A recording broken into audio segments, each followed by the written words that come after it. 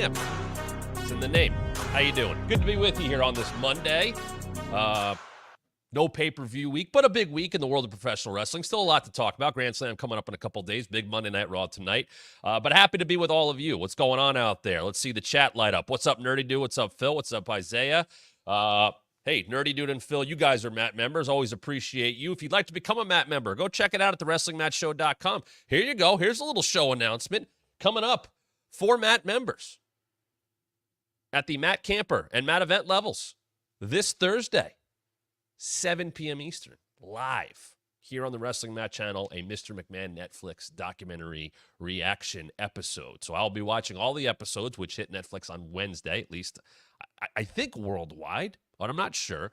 I'll be watching all the episodes, reacting to it right here live on Thursday at 7 p.m. Eastern. So if you're a Matt member at the Matt Camper or Matt event level, you can be part of that. And if you're not, hey, check it out down below. If you're watching live, hit the join button. Go over to thewrestlingmatchshow.com. If you're listening on the Believe Network, thank you very much where you're getting your podcasts.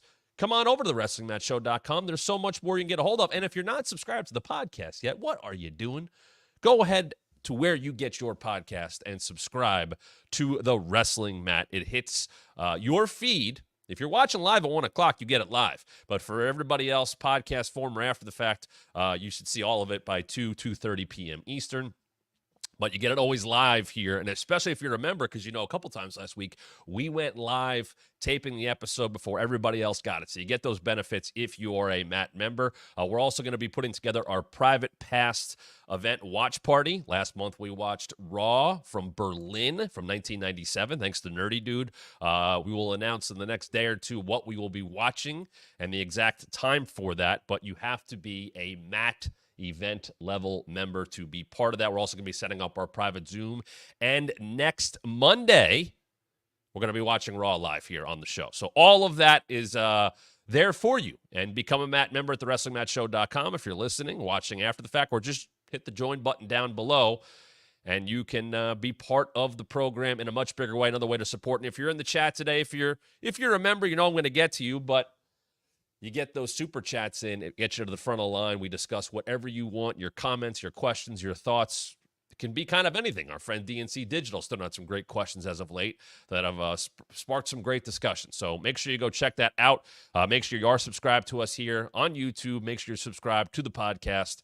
And make sure you go to prowrestlingtees.com/thewrestlingmat and go get your Wrestling Mat merch. And if you're a member, it's on our community page for the members. You get that discount on the Wrestling Mat merch at Pro Wrestling Tees, so go check that out. Yes, Rob, it is a happy 75th birthday to the boss Bruce Springsteen. I saw in my memories that I was at MetLife 12 years ago on a 2-hour delay because Springsteen got, we dealt with some rain and some thunder. I watched Artie Lang buy a water, and then we got to see the boss, so there you go.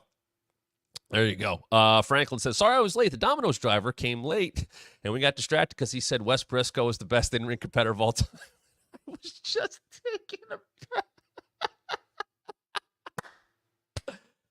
breath. Franklin, that is an all-time comment on any YouTube channel, but especially ours. I was very much around TNA in the days of Aces and Eights. Oh, Garrett Bischoff, Wes Briscoe, Mike Knox, and then Taz and Bubba and Devon and Ken Anderson. Oh, man, Aces and Eights. That. There is so much good in Aces and Eights, and there is so much bad in Aces and Eights. I just told this story. All right, you got me going now, Franklin. You're going to get us on a little bit of a tangent. D-Lo as well. So I was just telling this story to my fiance the other day. I was at the Alamo Dome for the big turn with Bubba joining Aces and Eights. He was always in Aces and Eights. I was at that show, and it was him and Jeff Hardy in the cage, and that's when he uses the hammer, and Hogan's out there and shocked. But I was at that. I watched them put that together. That's the first time I ever saw the sausage get made. I was at the show, a lot of friends in TNA, and I was sitting with Brian and Earl Hebner, and I am watching. They used about a quarter of the building a court, like, because the Alamo Dome's huge. I was at the Rumble there a couple of years ago, but they basically put a curtain up, which they have done for years for all kinds of events. I'm not like knocking TNA.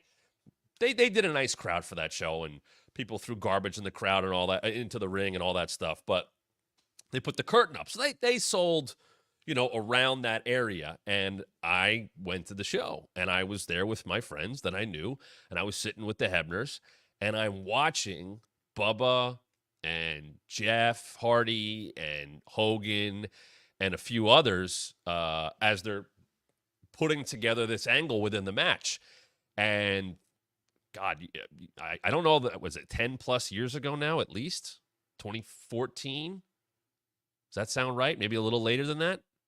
2013 Aces and Eights. I don't know off the top of my head, but that was the first time like I saw something getting put together. Now, obviously, I've seen that a bunch of times since I worked at WWE and watched rehearsals and all that stuff. But it was interesting watching Bubba and Jeff and Hogan, okay, we'll do this here, and these guys will come in here, and we'll get the hammer here. That was interesting, I have to say. And it was interesting seeing, I think, Hulk in that way. Hulk obviously involved in the creative process, for better or for worse at that time in TNA. But Aces and Eights was hot. I mean, there was something to that, and they were taking, obviously, advantage of the time with Sons of Anarchy. But Aces and Eights was something that they meticulously, for a time, had laid out with the wedding and all that stuff with Brooke and Hulk and Bubba and all that. And it was just a way to get to, to take over the company and for Bubba to be the world champ, and the stuff he did with Jeff, and then, Chris Sabin, and back to Bubba, and, the AJ thing, which was great. And then there's unfortunate stuff like the August 1st thing with Tito Ortiz and Rampage Jackson and the main event Mafia. I mean, there's some rough stuff in there too. But I remember after they did the Bubba turn or official like reveal, they basically, I felt like the writing team kind of gave themselves one of these, and they just showed how they wrote the whole thing, but did it in like storyline form of, so these were all the hints that you missed, and here's how meticulously we laid this out. And it was very much like, oh, you're giving yourself a pat on the back for how you wrote the story. Because I think like the following week, like they didn't do a lot other than showing like, here's all the things you might have missed. Here were the hints. Here's all that. But yeah, I was at Alamo Dome. I know they were very happy with how that came off. It came off well.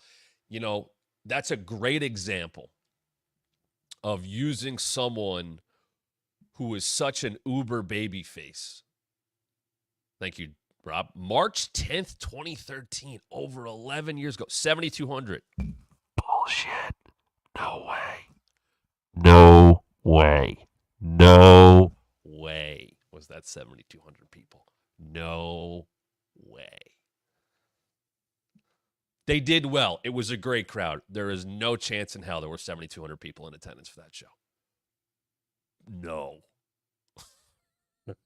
But a lively crowd nonetheless.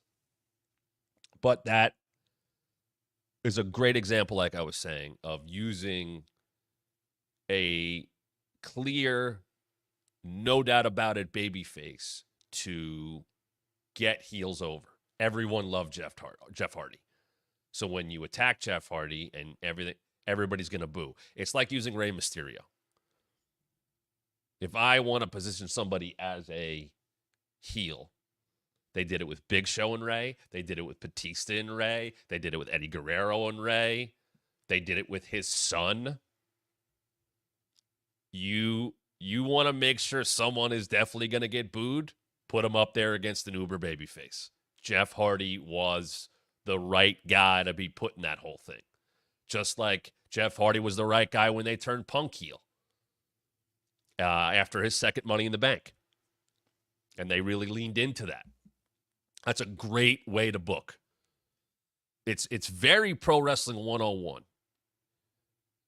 And if you want heel turns to work and you want to hammer them home, you put a super baby face in the middle of it. And perhaps,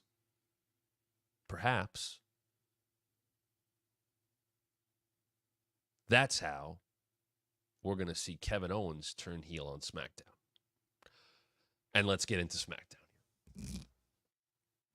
because it has carried through the weekend. And I don't get to talk about SmackDown as much, but I feel like coming off of Friday, my favorite thing is Kevin Owens. I think it's the most intriguing thing that they did on Friday. Kevin has been the guy from the jump who has never wavered in fighting the Bloodline. Challenged Roman Reigns multiple times. Cage match. Last man standing. The Rumble last year. Steadfast. Maybe more than in anything he's ever done in his entire wrestling career. Not a maybe. It is. Because there's been back and forth with Sami Zayn and also that other guy, El Generico. There's been ups and downs with other people. As a babyface, as a heel. He has been steadfast since this all began. That he is against the Bloodline. When he couldn't take the title from Roman, I'm going to make sure, even when he got away from it from time to time, he would always come back to it. It's to me, Kevin Owens, as a character, has the longest memory in wrestling history. A lot of people should have long memories. Under Vince, that wasn't a thing, but Kevin always tried to make that a thing, and I've talked about that plenty of times. He talked about it. You can go back watching the archives, thewrestlingmatchshow.com, when we did kind of a celebration of Kevin Owens' 10 years in WWE. Kevin Owens, part of his character is he doesn't forget. Doesn't forget what he's done, good and bad, and what those have done to him, good and bad. But he has been steadfast in, I am against the Bloodline. What they have done to me, to my friends, to this company, to the championship has been wrong. And when he couldn't take the title away, he wanted to be part of making sure it did. They won the tag titles from the Usos last year at WrestleMania. And on night 2, they tried to make sure that Roman did not walk out as the undisputed champion, and it didn't work. Obviously, Cody would do it a year later. Kevin's been by his side.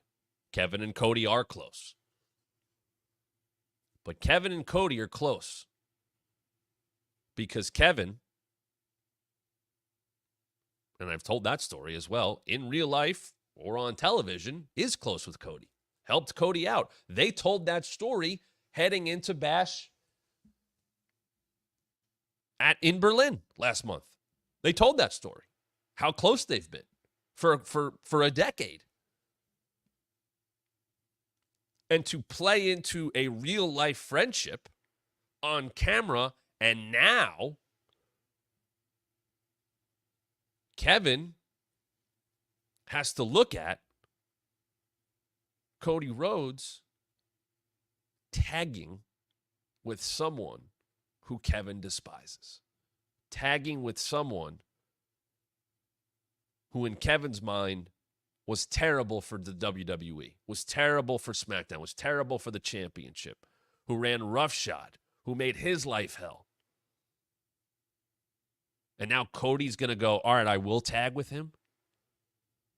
And I think Kevin has a point to potentially be angry about it because he's been battling the Bloodline and Roman basically from the jump. In the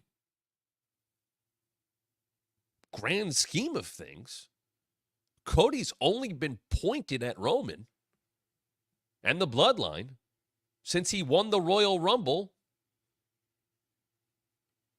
last year.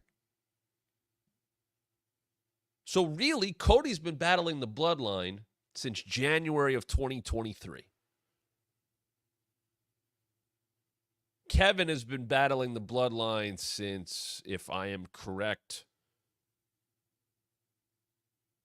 December of 2020? Yeah, December of 2020. So Kevin's going on 4 years of battling the different iterations of the Bloodline. Cody's done it for a year and a half, a year and 9 months, 8 months. Why would Kevin be cool with this? Why? Why would that make sense? He is justified to be pissed off about this. You could see when his buttons were pressed when Cody wanted to give Kevin the title shot at Bash of Berlin. And Kevin was like, no, I don't deserve it. Okay, it might go to Roman. Whoa. It can't go to Roman. It can't go to Roman. How could it go to Roman? Are you kidding me? Everything he did, blah, blah, blah. Oh, all right, then I guess I will take it on. You can see that strikes a chord with Kevin. And it's still striking a chord with Kevin. And once again, it's not hard to use history. It's right there for you.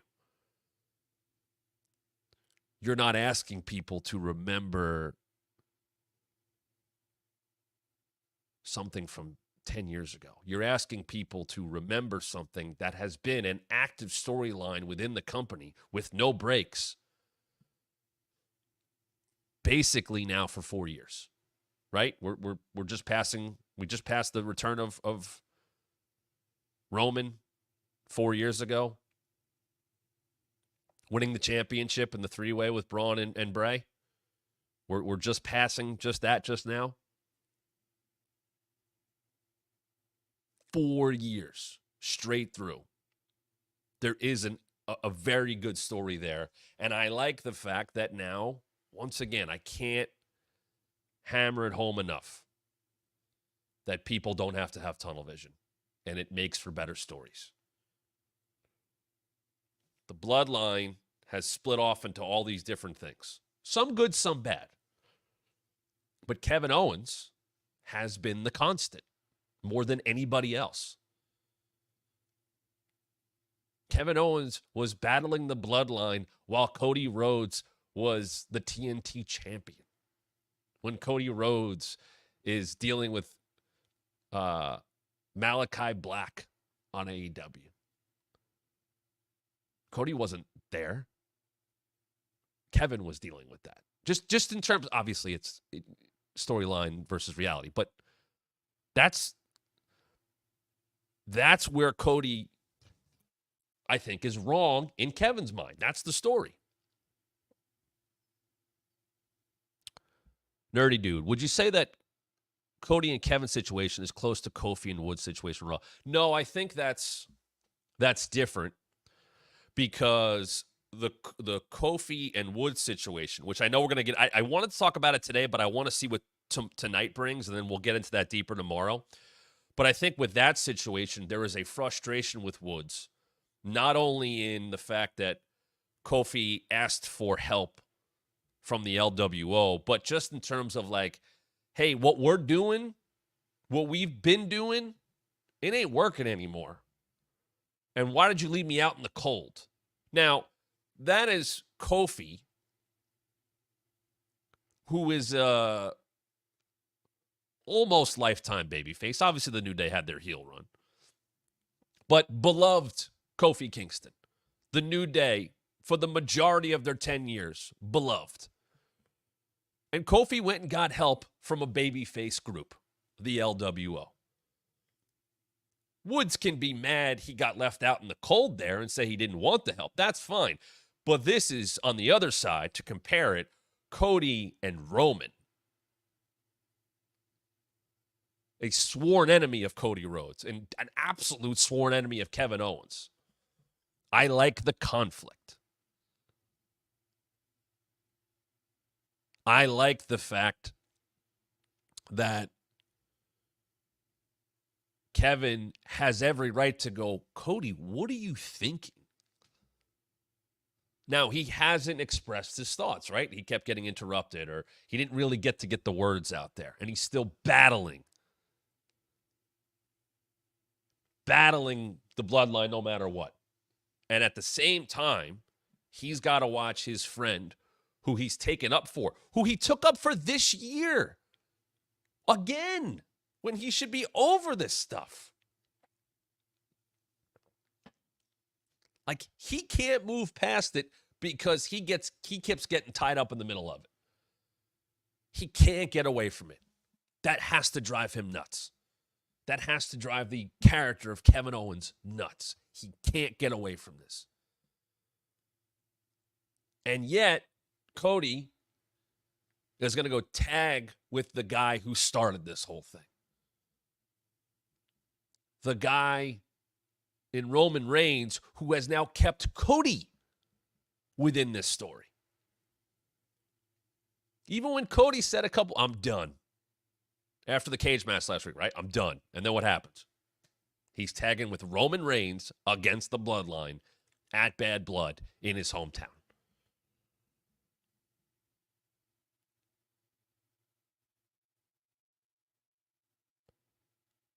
I will have to say that Kevin is the most important part of this to me. Kevin is interested, or has me interested, I should say. I think way more was accomplished by Kevin Owens within the story with his actions on Friday than what happened on that football field. However, I get why the whole football field was done. The whole Georgia Tech thing and the unbelievable amount of production value that was put into a segment on SmackDown. So let's talk about that. Good comment there. It feels like we were watching the Bloodline story through Kevin's eyes. And I think that's a good perspective to have. So they announce on Friday that we're going to see something that happened at the Georgia Tech football field. Roman Reigns, for those that don't know, played football, American football, international audience, I'm aware. He is a former Georgia Tech football player. He played in the CFL, all that. And Cody's from Atlanta. So they announced this segment. It's happened at the football field. Okay. And Cody puts up the picture, which immediately looks interesting because it's Cody, it's Roman, it looks like a big deal. The picture is cool. It's them facing off. You know they're tagging. Right there. Great promotion for the show. It's a simple picture. But you know, okay, right. That looks like something that's setting up WrestleMania. And maybe it is. This is a SmackDown in September. Into Bad Blood, not into a Big Four. And I know they're making Bad Blood a big deal. No matter what you think of the segment, it is WWE flexing their unbelievable production muscle. Indications are that Jeremy Borash was a big part of that. And Borash is so good. I'll go back to TNA days. The amount of hats that guy wore, from creative to backstage to ring announcing to play-by-play announcing to editing. I remember sitting in a hotel room late night after a TNA show watching JB as we're all hanging out edit as we're going. Because it was his job. And that, by the way, if you're ever trying to get into wrestling, communications, sports, entertainment, news, whatever, there's a guy who figured it out, who worked on WCW Live, who got beat up by Tank Abbott towards the end of Nitro, who created his own internet stuff. And look where he is now. I remember being at, here's a JB story. being at, I got invited because I was friendly with JR or his people before the Rumble. I can't remember which year it was. I want to say it's the Roman year when The Rock came out. I think it was that year. JB was the MC for JR's one-man show. But I had seen him the night before because we ran a House of Hardcore show at the ECW Arena, and he was there hanging out. Royal Rumble 2015. Thank you, Wrestling Historian. And I believe that's, God, has JB been with the company for 9 years now? Yeah, I guess that makes sense. I think it's that Rumble. It's that or the Shinsuke one with Asuka. Either way. And JB hosts that, and then I think it got announced like within the hour that he had started with WWE. And he worked with Hunter in NXT and did a lot of stuff. And you could see it. Anytime you see the drone stuff, at least it used to be, I'm sure other people are using drones now. That was a JB thing. He did it in TNA because Jeremy Borash is a huge reason why Broken Matt is a thing. Why Broken Matt Hardy and JB shot so much of that. Very innovative. And you could see the stuff he did in NXT. Like, you can tell when it's him. And when I saw the stuff from Friday, I was like, oh, this is very likely, JB's fingerprints are on this. And you can see how awesome, and I think people use that word cinema far too often, but the production value that went into this is a great flex and shows just how big you can make people. Now, it's Cody and Roman. They're already the biggest. But that picture alone was such a lasting image, a drawing image in that way. And then they have their whole thing with the cars and all that. And it's clearly over the top. I saw Mansoor say this in an interview, and I've been saying this since I worked there. WWE is Michael Bay movies. They're big, they're loud, they have stars in them. They're going to catch your eye. I used to say that in a way where the story wasn't that good, and now the stories have gotten better. That was what we saw Friday. Big, loud, production, stands out. Nobody else can touch this. We're making movies, pal, all that stuff. And they do the whole back and forth. I actually thought it was one of Cody's better character displays since he's been champion. I think he's come across a little too naive at times, whether it be with AJ or Logan Paul. Whereas this was, no. You're not going to do your whole Roman Reigns thing to me. You're not coming back for this. This is mine. It's not yours. I took it from you. It's not yours to take. That was good. I liked Cody very much standing his ground, which we know he can do. But I liked him questioning Roman. I told you this would happen. I told you this was good. My only thing is, there was a lot of that. Did it add all that much? This is a question I'm just asking. How did you guys feel about that segment? Did you watch it and say, wow, I'm that much more? Because this is what it should be doing. I now need to see Bad Blood. If you were on the fence, or whatever your opinion is, I'd love to hear from you guys here. What did that segment, just watching the segment, not getting overtaken by the production value, and maybe that is part of it, what did it do for you? Did it get you more invested? When you saw that picture, did you say, I have to watch this tonight? Did you have to go search it out if you didn't watch it live?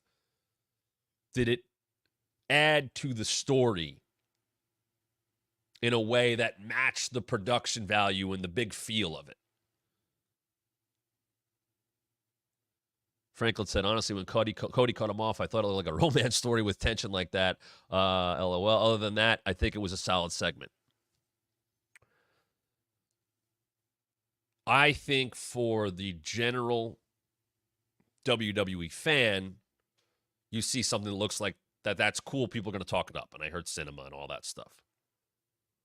I was just surprised they put that much amount of effort into a fall pay-per-view. That's not a big four. Sorry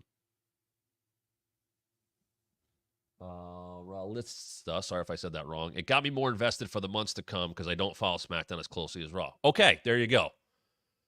That, to me, resonates because I thought what they told was not necessarily about bad blood. Like it was almost looking past that immediately. It wasn't about Solo. It wasn't about Jacob Fatu. It wasn't about the match. Sure, I'll have your back, you'll have mine. How you can trust that if you're either one of those guys, by the way, I don't know. Like, Roman needs this more than Cody does.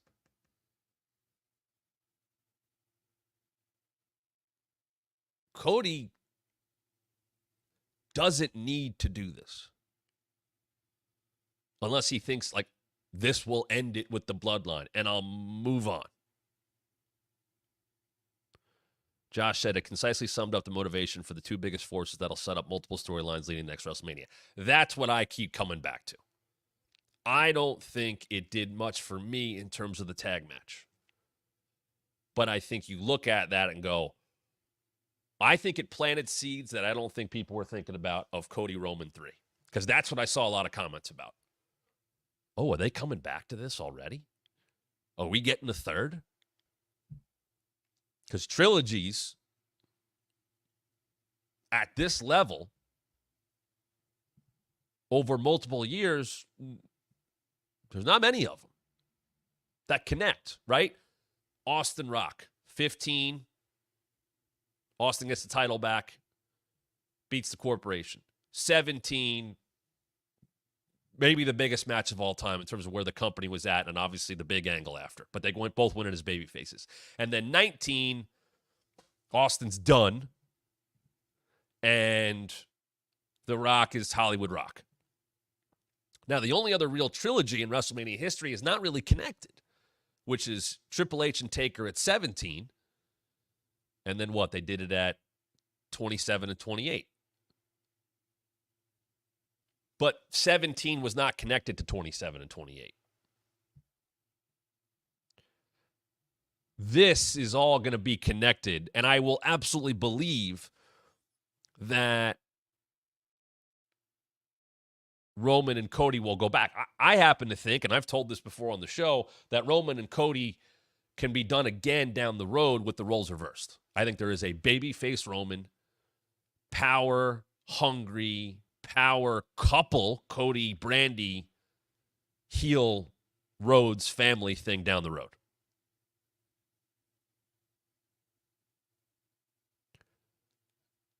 There is a story that should never end there, which is also why, and I'll come back to Kevin, KO should be pointing to Cody going like, why? What are you doing? Now he can even go, all he wants is his title. He's just trying to get close to you to get this championship back. And then what? We do all of this again just because Roman's going to come back without a bloodline and he becomes champion again? You don't think he can do all? This is what I think Kevin will say and can say at some point. You don't think he could do everything he did the first time around again and flip this company on its head again and run the whole show? He laid it out for you. He stood in the middle of that field and told you, I'm coming for that when this is over. He is not going to be a Cody Rhodes type champion and care about the people. He will want the people to care about him, but that will not be reciprocated like it's done by Cody Rhodes. Kevin would have every right to say all of those things. Now, I wanted to check this. If you look at the career of Kevin Owens, he has been a tremendous babyface. He's been a tremendous heel. I think he's a better heel than he is a babyface, but I think he's excellent at both things, which is a very hard thing to be when you can reach the top as both. Now, he's never reached the top in terms of a championship, which, as I have said, is not everything, as a babyface. He main evented WrestleMania as a heel and as a babyface in back-to-back years. That is impressive because he basically turned babyface after the Austin stuff. He did the stuff with Elias, which, once again, oh boy, a little tangent here.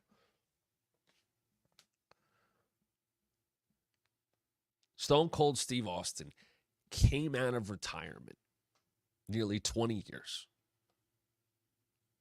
to wrestle Kevin Owens in Dallas in the main event. And I remember I talked about that here on the show and how special that was and what I got to watch. And I remember the next 2 days later, I'm getting on a airport shuttle from Dallas. It's about 4 or 5 in the morning. And I get a work email because I'm now heading back to do Raw Talk in Stamford that night. Here's the Raw after WrestleMania. It's a big show, right? We're just coming off of the greatest WrestleMania of all time, and Brock and Roman, and Cody comes back, and Becky and Bianca, and Austin and KO. And I get the script. I get the first draft of Raw. And I'm looking through it. It's okay. It's not great. And I get to the Kevin part, and I go, oh, my God, they're following up Kevin with Elias. They're following up Kevin and Stone Cold with Elias and Kevin. To Kevin's credit, the Elias, whatever the hell it was thing. Ezekiel, excuse me. I know he's Elijah now. I had to go look this up again. He put him away for good, which was also because I think Triple H took care of it at that point, because that actually leads into Vince being gone.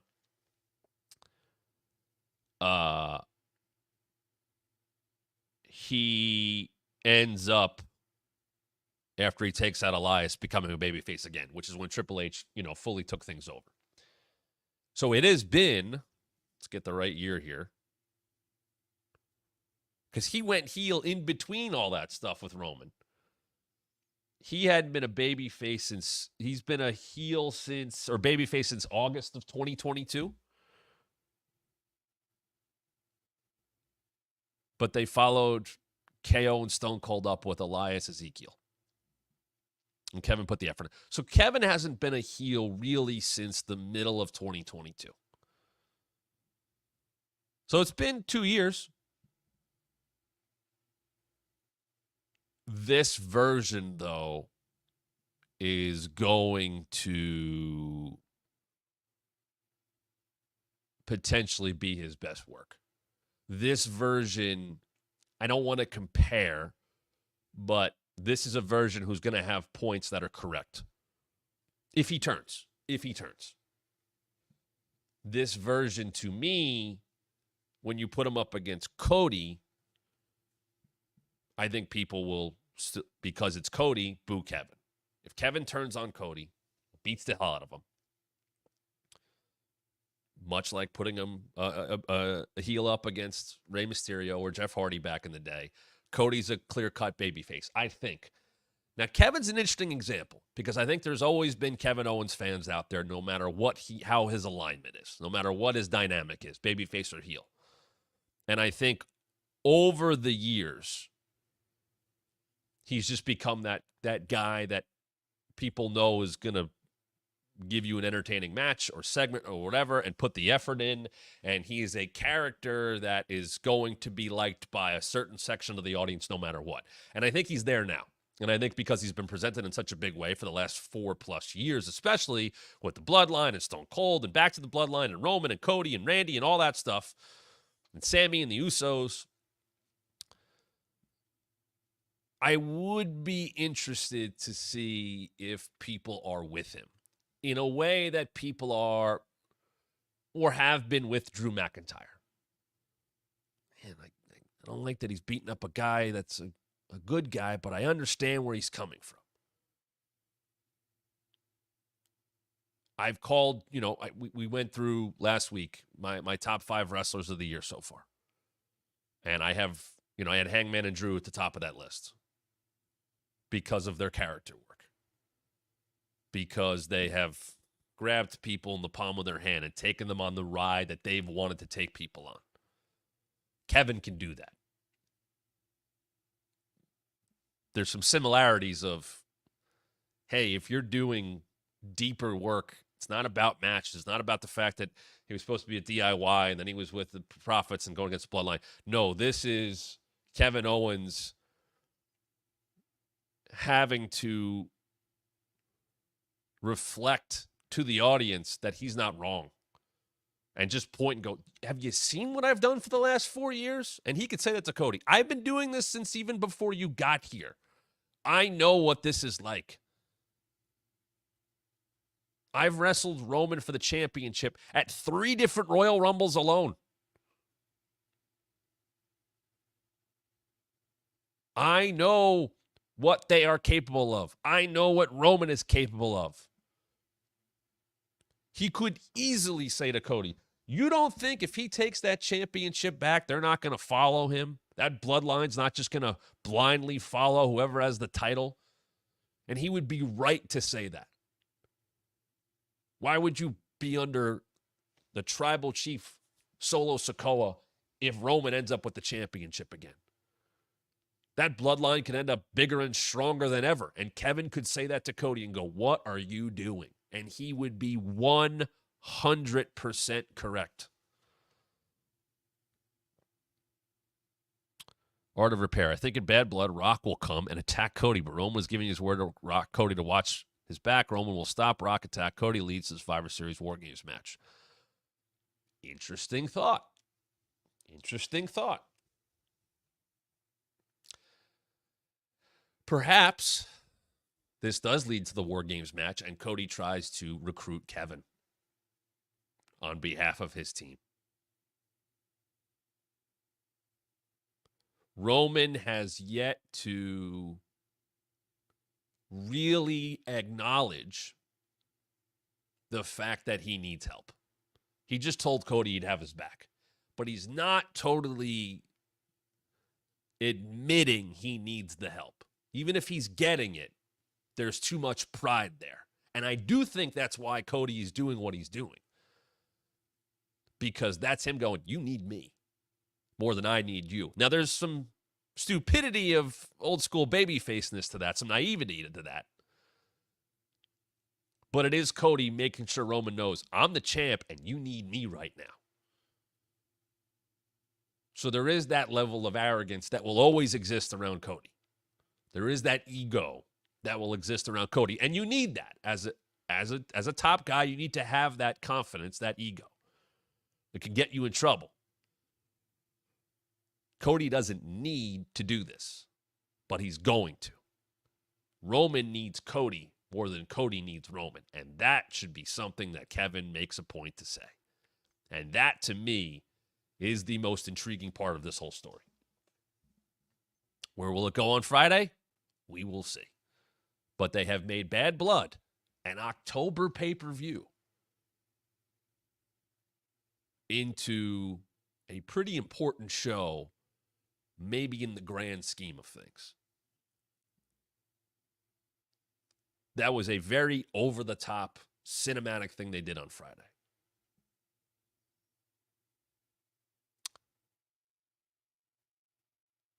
I think as I take it all in now and even listen to you guys in the chat, and please as you're watching this or listening to it after the fact live, hit us up in the comments down below what you guys think.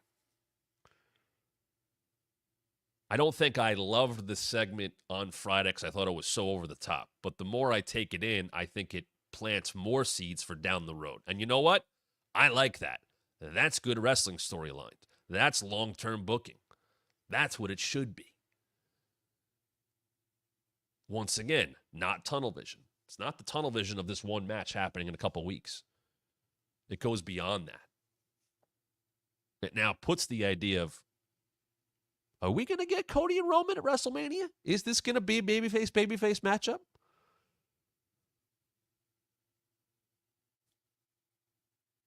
Where does The Rock fit in? Is this a triple threat, perhaps? Is it Cody Roman 3? Does Rock not get back into the ring?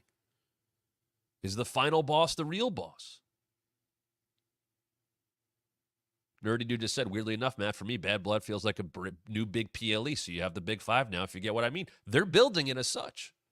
You have Drew McIntyre and CM Punk in Hell in a Cell. You have Roman and Cody tagging. Right there, to me, that's bigger than SummerSlam. Just having those two big matches, or visuals even. Cody and Roman teaming, Drew and CM Punk in Hell in a Cell. Not to mention Rhea Liv again, Priest and Finn again, or Priest and Finn. But those two matches make Bad Blood, to me, bigger than SummerSlam. And obviously they've done a lot of promotion with Cody and being in Atlanta and all that stuff, and I get that too. Franklin says, Bad Blood definitely seems like an important PLE akin to the Big Four now. Maybe they're wanting a big one for the spooky season theme, Bad Blood. I don't know if it's necessarily spooky season, but I get what you're saying. It's in October, Bad Blood, you know, Halloween-y. I understand what you're saying. Because if you look at the year, and this is always just kind of how the calendar goes.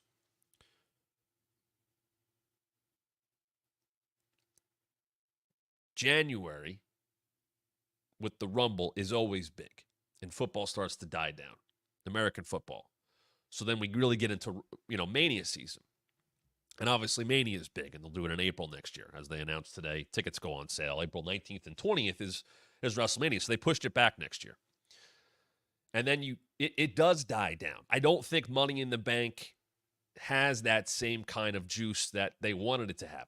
I do believe they wanted that. When I was there and that Vegas Money in the Bank got moved from the stadium to the MGM, I think that kind of changed a little bit of how Money in the Bank was perceived. Now, they ran it in London and all that stuff, and it is still big. I don't think people look at it as big because I also think that, unfortunately, the Money in the Bank contract and the excitement around that has kind of gone away. I don't think it's got the same kind of juice.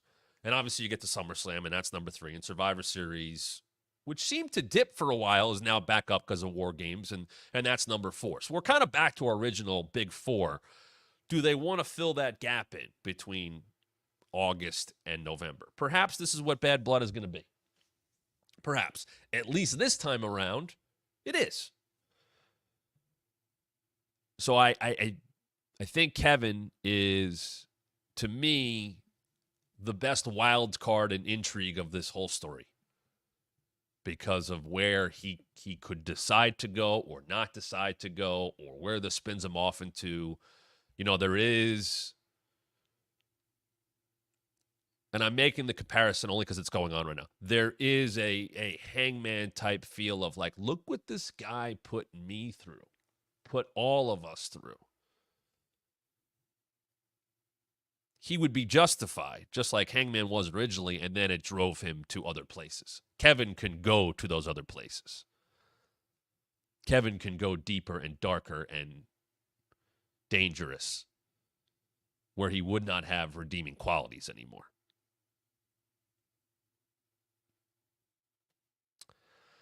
Moving on, by the way, to AEW. Over the weekend, additions to Grand Slam, which is happening on Wednesday. Okada and Sammy Guevara, kind of out of nowhere. getting Okada on the Grand Slam card. A Continental Championship Eliminator. Sammy can't challenge again if he loses. Okay. Should be a decent match. However, Jeff Jarrett, Hangman. There it is. I thought they might have missed the boat. I thought they would have done this potentially at Wembley.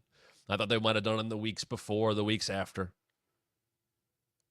And instead, we're getting a lumberjack strap match between Jeff Jarrett and Hangman. Now, typically in a lumberjack match,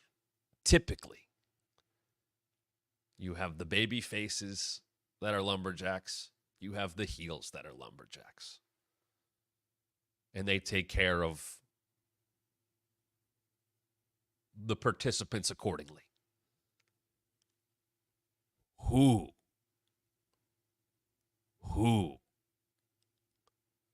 likes Hangman?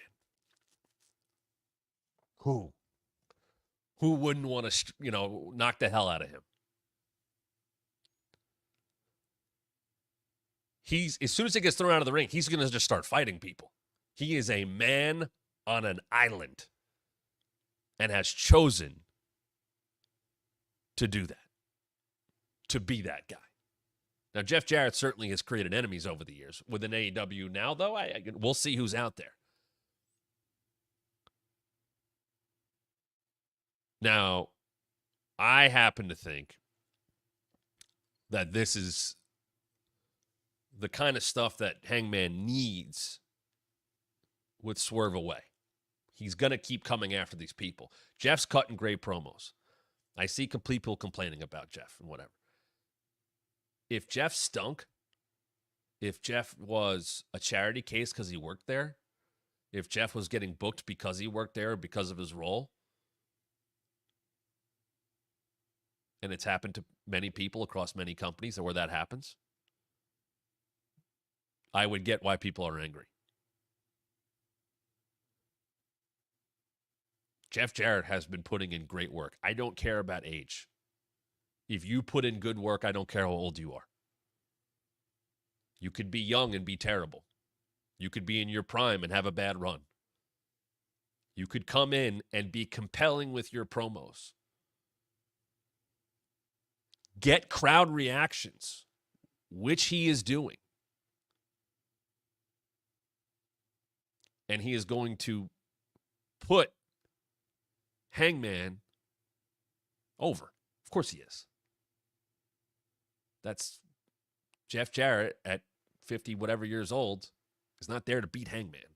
He's not there to have some big run. Jeff Jarrett is a hell of a performer and doing some of his best work. And on top of that,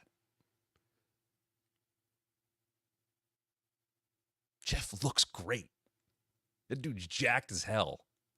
He's wearing exactly what he should be wearing because he knows, look, that's pro wrestling. It is a cosmetic business. The dude's got giant arms. He should be dressed the way he is. So sure, he's 56. I don't care. Nobody talked about Bobby Lashley's age or AJ Styles' age. If you can work, who gives a shit how old you are? Jeff is showing a lot of people how to do the job well and should be studied to be able to get those crowd reactions, to be able to get that kind of heat, or unbelievably in the last few months, babyface pops. Another example of not having tunnel vision. Yes, Hangman as a character was locked in on Swerve, but people got in the way. And they have built up this story with Jeff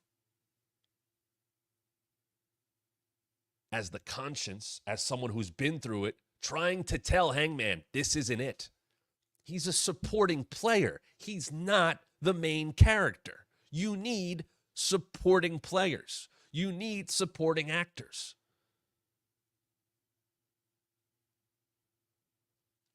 It's not the Jeff Jarrett show. This is not TNA from 2004,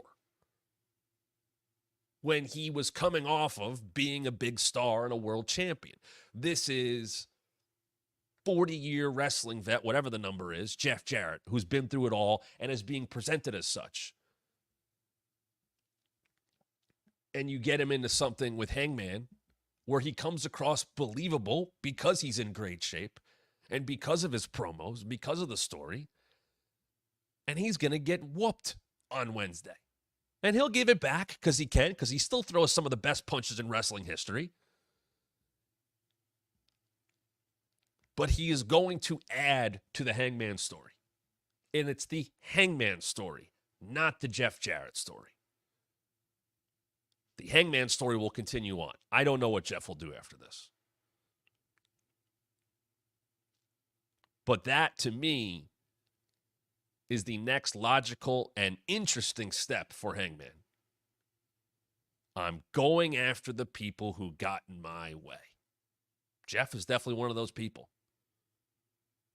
Who else did, though? Where else does he direct his fury and his anger, especially if Swerve's not back yet? Does that come out in the strap match?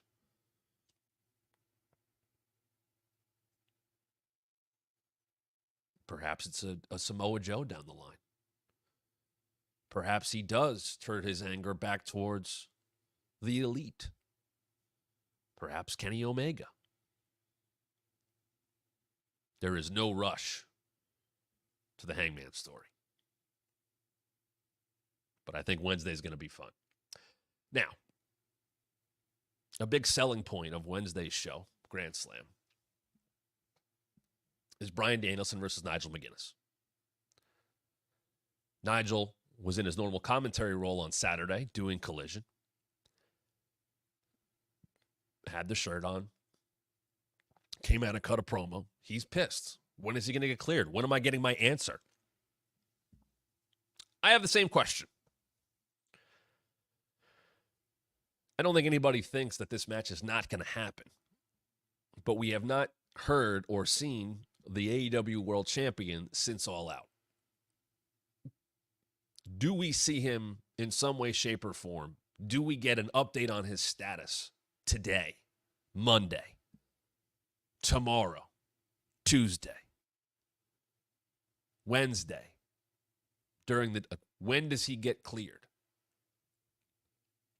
And I ask anybody who is interested in that match, because I think while they've only had 2 weeks, they've, put up stuff on their YouTube page, and I credit them for that. And they've tried to tell that story as quickly as they can. I would love if it had more time. I really wish it did. And maybe they'll get another match out of this. Not a bad idea either. But if you are interested and excited about this match, do you care that, quote, Bryan is not cleared? Or do you just know, hey, it's wrestling, the match is going to happen? And then I think there's plenty of people who feel that way. I'm one of those people that in a vacuum, I get to see Nigel McGuinness and Bryan Danielson, who can still both work, as we saw from Nigel at the Gauntlet, at a very high level. I get to see them on national television in front of the biggest crowd that they will have ever worked in front of in terms of their rivalry, both in attendance and on television. That's going to happen in 2024. Stop right there. Full stop. That's awesome. That's great. That's great for wrestling fans. The fact that that's going to even happen, no matter how we are getting there, is awesome. I wish the story was a little clearer, and I wish it wasn't, unfortunately, as rushed. I have noticed, as it relates to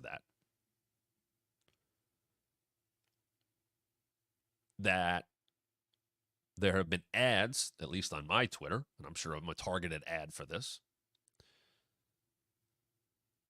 that there have been ads for Grand Slam on Twitter.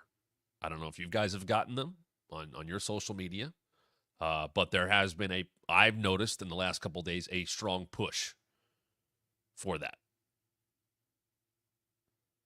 Which I think if you see the tickets, they need it.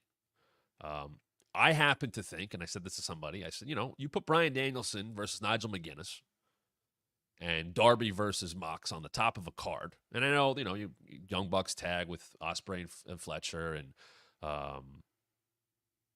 Mirai and Yuka, and there's going to be the trios thing, and Okada's on it. But I happen to think that those two top matches, that's pay-per-view level worthy matches, big time matches, which they have done at Grand Slam before. I saw the clips that went up. I talked about anybody in the world who was a wrestler would beg to get one reaction like the fans gave Kenny Omega and Bryan Danielson when the bell rang at Grand Slam a few years ago. You would beg for that. It's not easy to replicate it, but they have two very big matches.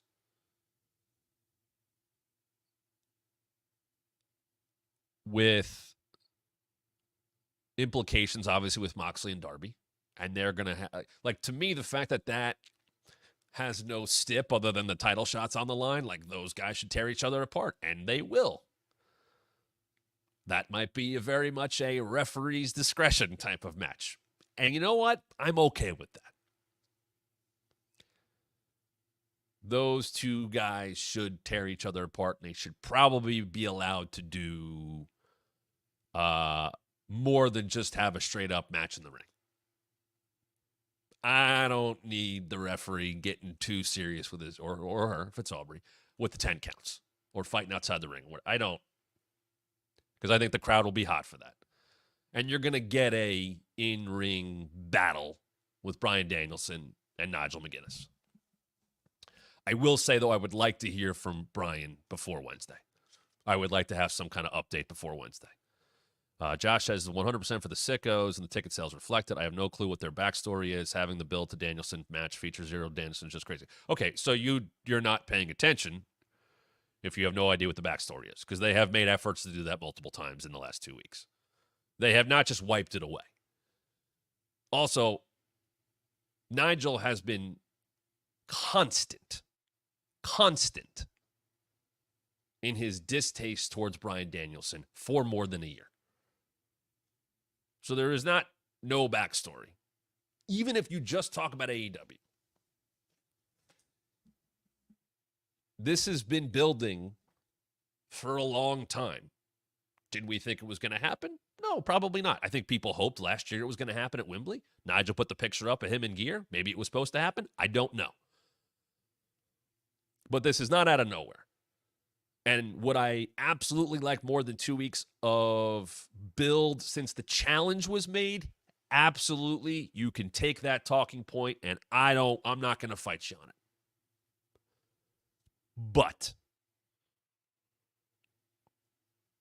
they put it up. You can't show their history on the entire TV show. You can't. You can't. But it's there. They're showing their work. Here. You know why these guys have such a storied rivalry? We can't show all the matches on our television show. But like anything else, you can go watch it because we're going to give you the opportunity to do so. We can't show you Kevin battle the Bloodline for 4 years. But you know how to go watch that. And we're going to send you in that direction because we have the footage. And that's a story that's being told. Here it is. Go watch Peacock. Go watch our YouTube. AEW is going here. Here's what happened back in the day. This is part of the story. Here is the newest chapter of the story. They're not ignoring it. And I would agree with Dennis, who just said, I would recommend watching The Last of the Mcginness documentary on YouTube. It's heavy. Let me tell you that. If you don't know Nigel's story, and this has nothing to do with Nigel and AEW right now, But Nigel and Bryan Danielson should have been in WWE at the same time. And that didn't happen. Nigel ended up in TNA. Desmond Wolfe. That's a whole other thing. Watch the last of the Mcginness. Nigel put it together. Nigel also had to change it a couple times because people thought it was too dark. There is a scene, or multiple scenes, of him filming himself in his car about as raw and open and honest about his career and the frustrations of knocking on the doorstep of stardom, superstardom, and it not happening.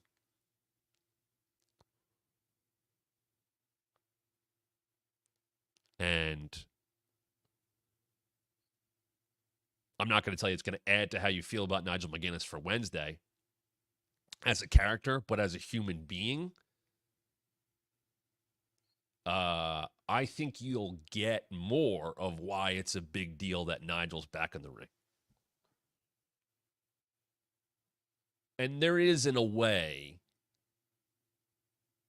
knowing that, why this match means more. It doesn't, you don't need to watch it to go watch Danielson and Nigel on Wednesday night at Grand Slam. But I think it will give you a better appreciation for Nigel stepping back in the ring and doing so against his greatest rival. Josh said, following up, I'm only a wrestling fan for a year and a half and only occasionally watch Dynamite. The people excited for this seem to be mostly fans of Ring of Honor from a decade ago, and AEW seems okay with that. If you don't watch Dynamite, then here's the thing. I have no clue what their backstory is. You said that before. So then you occasionally watch the show. So you're admitting you don't watch the show enough to know what's going on. I would implore you to try to do so, because I think if you think this is just for the sickos, and I know that's like what they said, you're not giving yourself a chance to enjoy something that is special. When I hear, this is just me. If I don't know about something, but I hear people excited about it, I kind of want to know what that means. That's anything. Hey, have you watched this new show on Netflix? Have you watched this new show? Have you seen this guy's YouTube channel?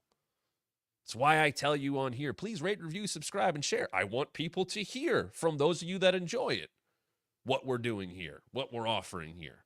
Word of mouth. Hey, I like that show. Hey, you might like this show because he talks about this. Oh, I'm going to go watch it. I'm going to go check it in. I'm going to go check in on that.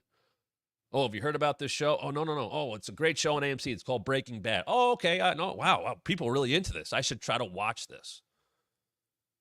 I'll give it a shot. Oh, it's great. If I hear people excited about a wrestling match or a wrestling rivalry and I don't know about it, but I hear enough of that buzz, like anything, I think I want to find out more. So yes, there are people that are already built in as the audience for this feud. But it's not all they're trying to do. And by introducing their history, both on camera and via YouTube, let's get more out of this. Yes, there are people that just would need to hear Bryan Danielson's wrestling Nigel Mcginness on cable in front of the biggest audience they're ever going to. Holy hell, that's going to happen? That's awesome. I can't wait to see that. Yes, those people are already the built-in audience. But if I am someone if this was me and I didn't know about it and I heard this many people talking about it, I would want to know, why are people excited? There's buzz here. Why is there buzz? Oh, because their feud goes back 20 years. And they had some amazing matches in Ring of Honor. And now it's being taken to the biggest stage that those two have ever wrestled on together at the same time. That's just creating buzz to me. like I said, do I want more than a 2-week build for this match? Absolutely. But people are talking about it. When that bell rings, barring some weird angle or whatever, that crowd's going to be into it. They're going to put on a hell of a show, and people will be talking about it more after. I have all the confidence in the world saying that because it's those two guys.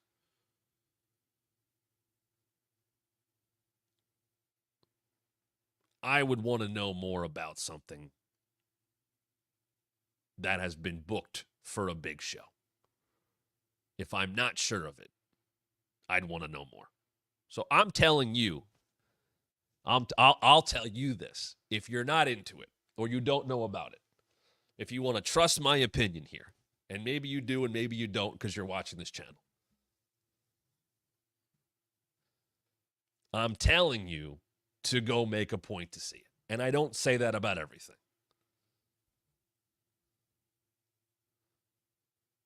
I'm telling you it will be worth your time. I don't say that about everything. Jeroy says, FOMO makes wrestling fans angry. It's just entertainment. It's not that deep or serious. That's fair.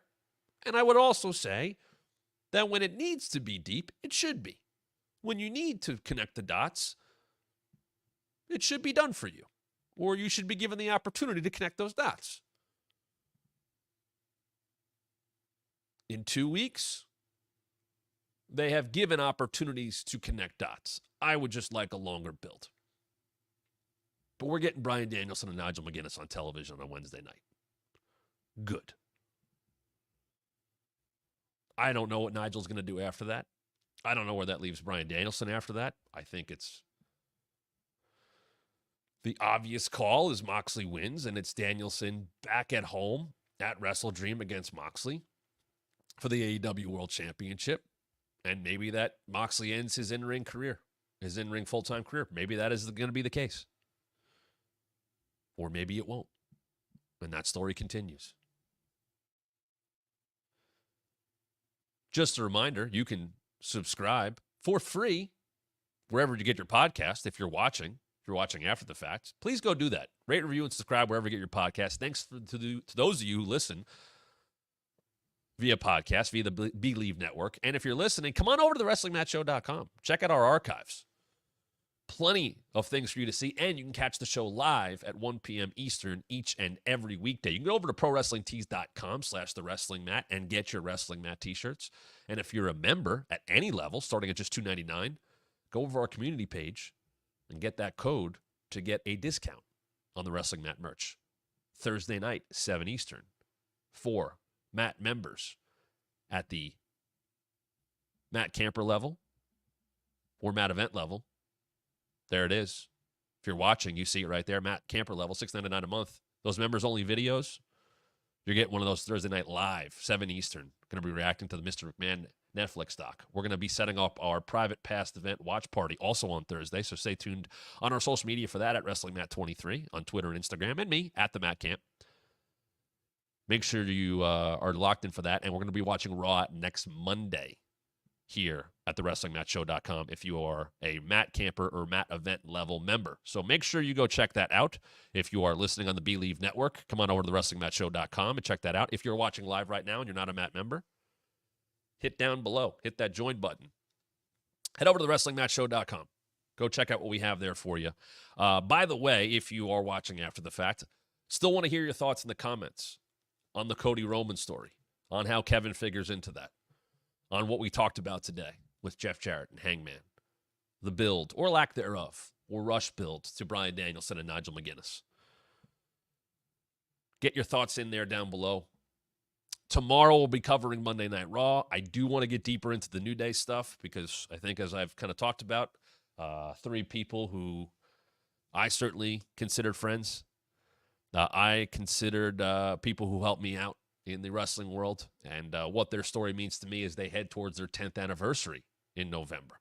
I'm very glad that they have some very interesting talking points about their story heading into the 10th anniversary and what that could mean. So, we'll get to Raw tomorrow. We'll see if we have a new Intercontinental Champ tomorrow. And that will be that. J Love Sports here with the Super Chat. What's up, Matt? Will you be doing your TNA takes? You're the first person to ask. So if you have questions about TNA, and I will tell you, I would be happy to tell stories from when I was around that company a lot during the Aces and Eights days. I was around, like, here's the roster I was around.